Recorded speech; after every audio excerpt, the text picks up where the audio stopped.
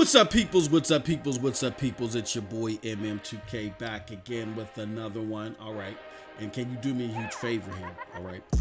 We're going to get into some big time Stadia stuff that really got me wanting to hit the airwaves and do this discussion with you guys today. But before we get too deep into that one, do me a huge favor. Hit that like button, hit that subscribe button, rock those bells for notification, please, so you know when I'm dropping these Stadia doses. I appreciate all of y'all straight up. Y'all know the deal. I am not too proud to ask, all right? Now, let's get into this inaugural episode of the Stadia Dosage, the very first episode. We're here again. We're going to talk everything related to Stadia.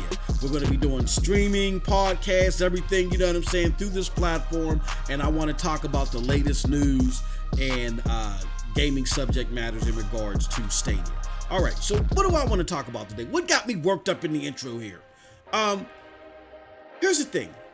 A lot of people keep comparing Stadia to native hardware, right?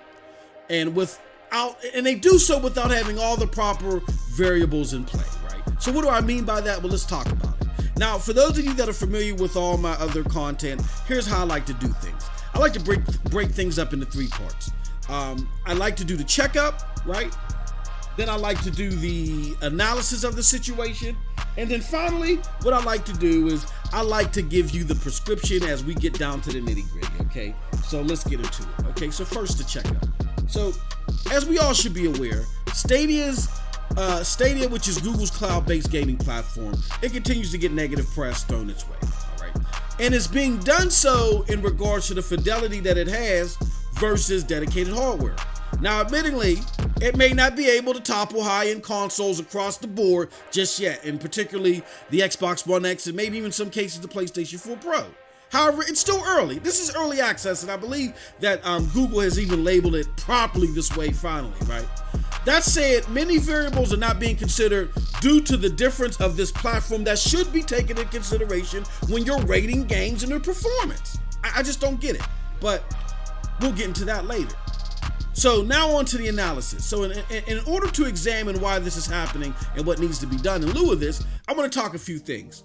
First, I want to talk how dedicated hardware is being rated, and it's being rated that way properly. And then I want to compare it to how Stadia is being rated improperly. And then I want to talk about the problem and how it can be resolved. So on to the prescription. So let's talk about that. How is dedicated hardware being rated? Well, normally when people want to talk about these new games and they're looking at them through the prism of the best, the snazziest hardware dedicated devices, you know what I'm saying? They're getting the best monitors, you know what I mean? They're checking the hardware to make sure there's no technical issues, everything is running right, nothing's getting the red ring of death, right? You know what I'm saying? And then they make sure that within that hardware, the optimal settings are being checked, all right? Here's the problem though.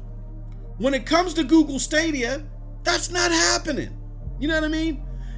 Google Stadia's performance when it comes to particular games is being rated primarily on the versatile but least optimized scenarios. You know what I'm saying? And I'll break that down on what I'm talking about there in a little bit. You know what I mean? They also don't ensure that the best networking gear is being utilized. And lastly, network stability is not being thoroughly tested when they're doing these visual checks and stuff like that, right? So why is all that a big deal? Why is those different variables important for people to look at opposed to doing it the hardware way? Well, let me just break it down like this. As far as visuals are concerned, if you're making sure that you get your snazziest OLED for the 4K, or you're making sure that, the input lag ain't there and all the other stuff as far as transference of the video onto the monitor, and you're making sure that all that stuff is in check, and you get the best monitors, why not ensure the same thing in regards to your connection? Because this is cloud gaming. It's coming all through a connection. So why aren't these people using Cat 8 cords? I mean, Cat 8 cords are like the fastest retail Ethernet cords that you can get, and they're not that expensive. Okay? You can get if you're doing it within a network that's a testing facility, you can get a 10-foot cord for maybe like $10, a viable one, right? But they're not doing that. All right? They're still doing this through Cat 6 for crying out loud. All right? And secondly, If you ensure for dedicated devices that the hardware is functioning properly, like I speak to prior, then why not test the internet speeds? You know what I'm saying? Before you do these play tests with Stadia. They're not doing that. They may say, oh, well, I know my internet service provider gives me 200 up and 200 down, but why not check the cluster right then and there? They're not doing that. And lastly, if you test the different probabilities with dedicated devices, for example, when you're testing the switch, you test it in its optimal phase docked or its least optimal phase when it's undocked.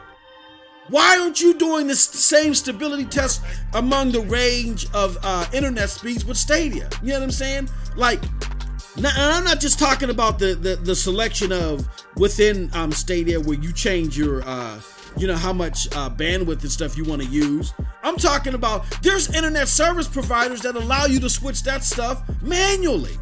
Like, I think Google, as we speak of it, has a service to where you can say, I only want 200 up or 200 down to feed through right now. I only want 50 up and 50 down. Why don't you test that out to give the best scenarios, you know what I'm saying, that you can speak to the listening public? And I can go on and on and on about this, but there's so many things that they're not testing properly as it relates to these cloud gaming platforms. And I'm even hearing in some cases, like with Digital Foundry, they're getting compressed video from other sources. Now, I don't know if those sources are Google or not, but it shouldn't even matter.